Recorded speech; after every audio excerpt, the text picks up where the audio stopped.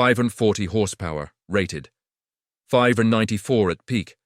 For decades, the John Deere 9R540 was the only answer a serious Corn Belt farmer needed when someone asked what ran his operation.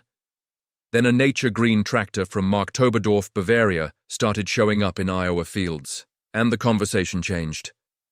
This is Farm Gear Pro. Today we are running the real head-to-head on the John Deere 9R540 and the Fendt 1050 Vario. Transmission, cab, software, resale, and the structural question every serious row crop operator needs to answer before the next major purchase. Let's go. Start where the money actually lives, the transmission. The Fendt 1050 Vario runs Vario drive, a continuously variable transmission with no gears and no shift points. The operator picks a ground speed, the tractor holds it, and the engine settles at whatever RPM burns the least diesel for that specific load. Fendt 1050 Vario. Vario drive CVT. No gears, no shift points. Engine finds lowest fuel RPM automatically. The John Deere 9R540 runs the E18 power shift, 18 forward gears, electronically controlled, and a proven transmission that has moved serious tonnage across the Corn Belt for years. It works. Nobody is saying it does not. But here is where the fuel cost gap opens up between these two machines. Under partial load, which is the majority of a working farmer's actual day, the Fendt Vario drive keeps the engine running 200 to 400 RPM lower than the E18 at the same ground speed. Under partial load, Fendt Vario, 200 to 400 RPM lower, same ground speed, less diesel burned. Lower RPM at the same working speed means one thing on a fuel receipt: less diesel burned per acre. On a 5,000-acre operation across a full planting season, that RPM gap is not a spec sheet argument. It is a line item on the operating expense report. Every custom operator who has run both transmissions back-to-back knows this gap is real. Walk the equipment rows at Farm Progress in Decatur and pull one of those operators aside. Ask them off the record which machine costs less to run per acre. The answer is consistent. Farm Progress, Decatur, custom operators. Ask them off the record. Answer is consistent. The fuel savings advantage on the Vario drive versus the E18 power shift is not opinion. It is the operating experience of the men who put the most hours on both machines and track every cost with the same intensity they track bushels per acre. Now the cab, because 12 hours a day in a seat is not a comfort discussion. It is a productivity discussion, a safety discussion. And on a 5,000-acre operation running spring planting and fall harvest back-to-back, it is a physical endurance discussion that affects decision quality at hour 13 in ways that show up in the field. 12 hours a day, 14 hours planting and harvest. The cab is a productivity and safety tool. The Fendt 1050 cab runs pneumatic cab suspension, self-leveling front axle suspension, and a seat tuned for vibration dampening by a German engineering team that treats operator ergonomics as a mechanical problem, not a brochure photograph. Farmers who have made the switch from the 9R to the Fendt 1050 describe the cab experience the way experienced truckers describe climbing into a well-sorted Peterbilt conventional. The feel is that the company engineered it for the operator first and the specification list second. That is a different priority order than most American equipment has historically followed. Fendt 1050 cab. Engineered for the operator first. Specification list second. Operators notice the difference. The John Deere 9R540 cab is not bad. Nobody who has spent serious time in one would say that. But side by side at hour 12, the difference between the two cab philosophies shows up in ways an operator feels in his lower back and his shoulders on the drive home. Now the software situation, and this one lands differently depending on whether you have personally experienced it or only heard about it. John Deere locks the 9R540 to a software ecosystem that only authorized Deere dealers can fully access. Sensor faults, ECU resets, certain hydraulic recalibrations. The operator who has owned his land for 40 years cannot legally complete those repairs on his own machine without dealer involvement. John Deere 9R540. Software locked, dealer-only access, sensor faults, ECU resets, hydraulic recalibrations. This issue went to the Federal Trade Commission. The FTC filed a formal antitrust lawsuit against John Deere in January 2025 under Section 2 of the Sherman Act. Motion to dismiss denied June 2025. $99 million class action settlement, April 2026. Federal case still active as of May 2026. FTC, January 2025. Antitrust lawsuit, John Deere, motion to dismiss denied. $99 million settlement, April 2026. State, right to repair laws are moving across farm states. The American Farm Bureau signed a memorandum of understanding with John Deere in January 2023 that included a commitment to discourage state-level right to repair legislation. And right to repair advocates immediately called it a pressure valve designed to slow legislation rather than answer it. For a row crop operator who has stood next to a locked tractor at sunset waiting on a dealer tech while a weather window closes, this is not a policy debate. It is a direct operating expense with a dollar value attached to every hour that machine sits. Locked tractor, sunset, weather window closing, dealer tech in transit. Dollar value per hour. Fendt and AGCO operate under a different philosophy. AGCO has publicly supported farmers' right to repair their own equipment, diagnostic tool access, service documentation, independent shop access. The diagnostic tools available to Fendt operators are more accessible than what John Deere currently makes available to its customers.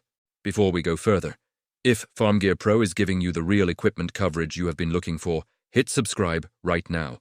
We cover this every single week. Brand against brand, real operating numbers, no dealer sponsorship. Hit like on this video and share it with any operator in your network making a major tractor decision right now. Back to it. Now the structural argument, because understanding who makes the decisions on these machines tells you a lot about what those decisions will look like 5 years from now. John Deere is publicly traded. The CEO answers to Wall Street, to quarterly earnings calls, to share buybacks, and to a shareholder base that has never sat in a tractor cab at 11 p.m. during corn planting. John Deere, publicly traded. CEO answers to Wall Street, quarterly earnings, share buybacks. Decisions about feature gating, dealer markup structures, and software lock architecture are not made on Iowa cornfields. They are made in Moline, Illinois, in front of a slide deck by people whose performance is measured in stock price and earnings per share. John Deere CEO John C. May received total compensation of $27.8 million in 2024, documented in the SEC proxy statement, publicly available. That number sits alongside the FTC's estimate that repair restrictions cost American farmers $4.2 billion per year, and the gap between those two data points tells you something about who is benefiting from the current service architecture. $27.8 million, CEO John C. May 2024, SEC proxy. $4.2 billion annual farmer repair cost, USPERG estimate. Fendt is part of AGCO, also publicly traded, yes. But Fendt's engineering culture was built family first and product first for most of a century before corporate ownership arrived. That heritage shows up in how the machine is designed and how the service philosophy is structured. AGCO is headquartered in Duluth, Georgia, an American company.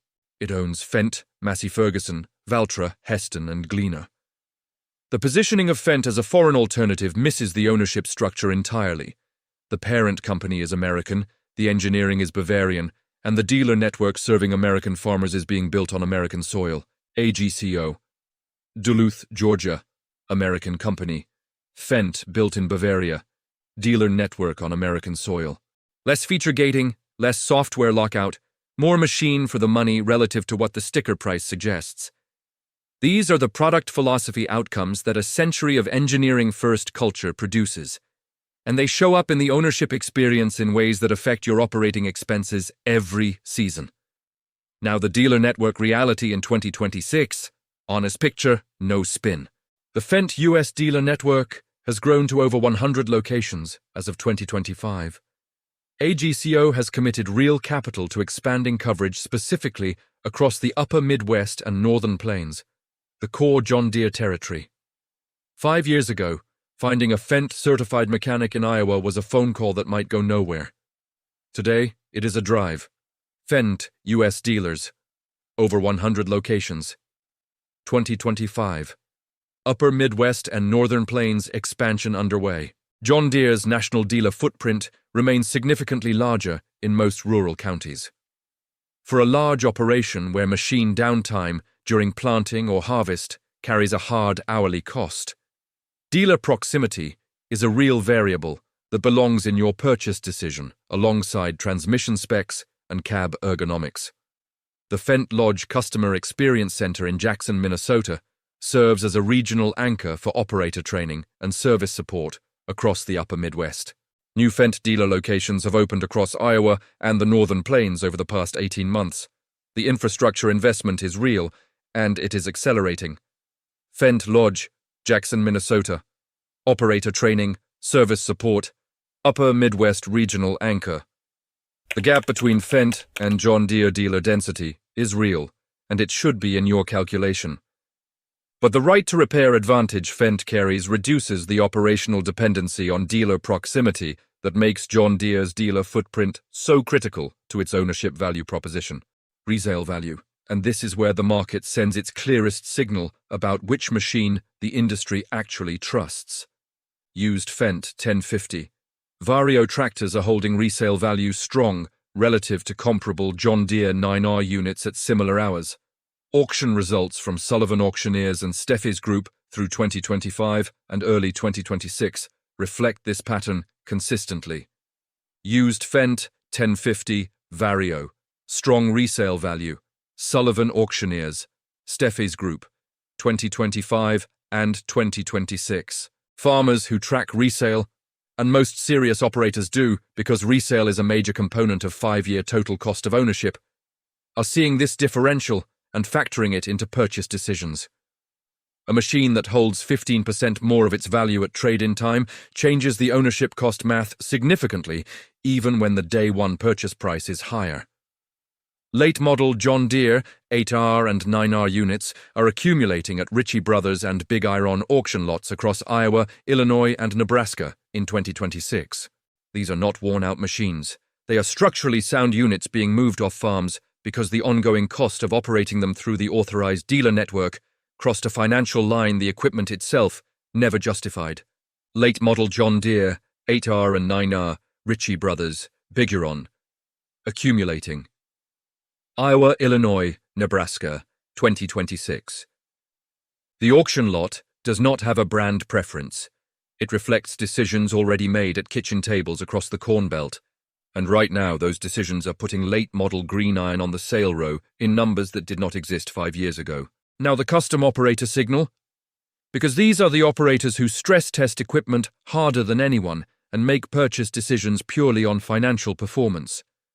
The men running 100,000 acres a year on contract, custom operators who cannot afford a tractor failure in the wrong week of the season, are buying Fendt. You can see them at Farm Progress in Decatur and at Husker Harvest Days in Grand Island, Nebraska. Custom operators, 100,000 acres per year on contract. Buying Fendt, Farm Progress, Husker Harvest Days.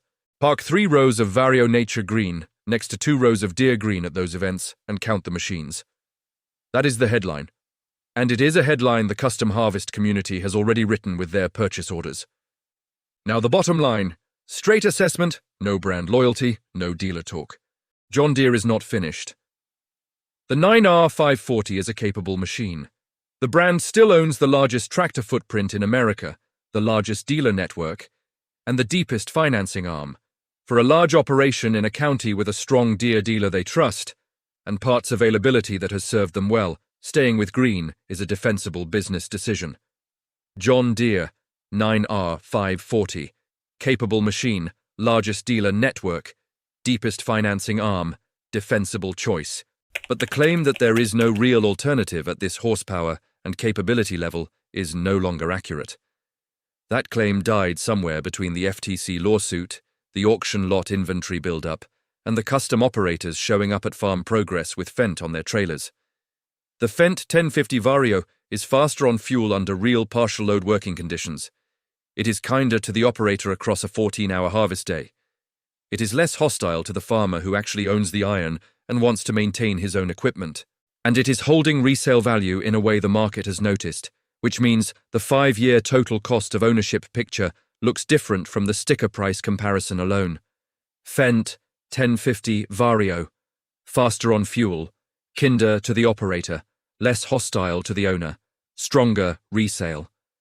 If you are running 5,000 acres or more, if you have dealt with a software lockout personally, if you track fuel cost per acre, if you do 5-year asset depreciation analysis, the Fendt 1050 Vario deserves a genuine numbers-based evaluation, not a demo day.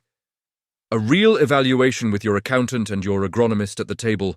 The green wall across the Corn Belt is not gone, it is leaking. And every dealer principal from Iowa to Nebraska already knows what color the leak is, because they are watching the trade-ins come in and the Fendt orders go out. The green wall, not gone, leaking. Every dealer principal in Iowa knows what color the leak is. The next decade of big tractor sales in America will not look like the last 4. Farm Gear Pro is going to keep tracking every auction result, every dealer network shift, and every operating cost comparison as this plays out. Because this is the equipment story that defines the Corn Belt's financial picture for the next 10 years. Thanks for watching Farm Gear Pro. If you found this breakdown valuable, share it with a fellow farmer and comment below your thoughts on this topic. See you in the next one.